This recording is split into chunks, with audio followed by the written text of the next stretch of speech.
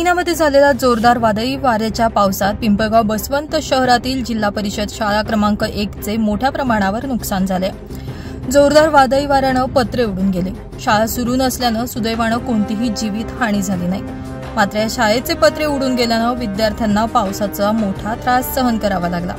यामुळे संबंधित शाळेकरिता मोठ्या प्रमाणात निधी मंजूर झालेला असतानाही काम होत नसल्यानं हे काम तातडीनं सुरू करा, अन्यथा निफाड फाट्यावर लाक्षणिक उपोषण केलं जाईल, असा इशारा काँग्रेसचे पिंपळगाव शहराध्यक्ष पुंडलिक गायकवाड यांनी दिलाय।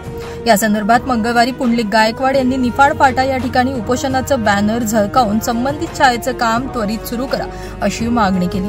याप्रसंगी काँग्रेस कार्यकर्ते आणि नागरिक उपस्थित होते। विद्यार्थ्यांचा किंवा शिक्षकांचा कोणाचाही जीव गेला असता आणि 7-8 महिन्यापूर्वी नियोजन मंडळाने त्याला परवानगी देऊ नये।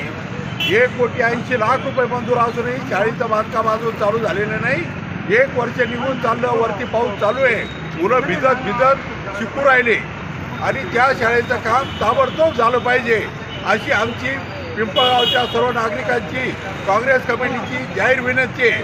आणि जर का हे बांधकाम त्वरित सुरू नाही झाले आचारसंहितेपूर्वी तर हे काम पुढे ढकलले जाईल, पुढच्या वर्षी जाईल, पुन्हा मुलं पावसात भिजतील। याच्यासाठी नियोजन मंडळाला, इथल्या आमदार खासदारांना माझी आग्रहाची विनंती आहे का मराठी शाळेचं काम गोरगरिबांच्या, आदिवासी, अनुसूचित जाती जमाती, भटके विमुक्त शिकत असलेल्या मुलांची गोरगरिबांची शाळा आहे, या मुलांकडे लक्ष द्या, या मुलांवर छप्पर द्या, म्हणून ताबडतोब ही शाळा बांधकाम सुरू करा ही आमची आग्रहाची मागणी आहे।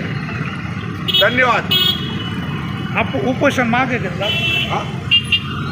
उपोषण मागे घेतला म्हणून मी आज शासकीय अटी शर्तीचे उल्लंघन होणार नाही आणि परवानगी मिळाली नाही म्हणून मी आजचे उपोषण पुढे ढकलीत आहे। या सगळ्या परवानगी मिळाल्यावर जर शाळेचे बांधकाम सुरू नाही झाले तर आम्ही इथेच निफाड फाट्यावर डॉक्टर बाबासाहेब आंबेडकर व राजश्री शाहू महाराजांच्या पुतळ्यासमोर मी प्राणांतिक उपोषण करणार आहे।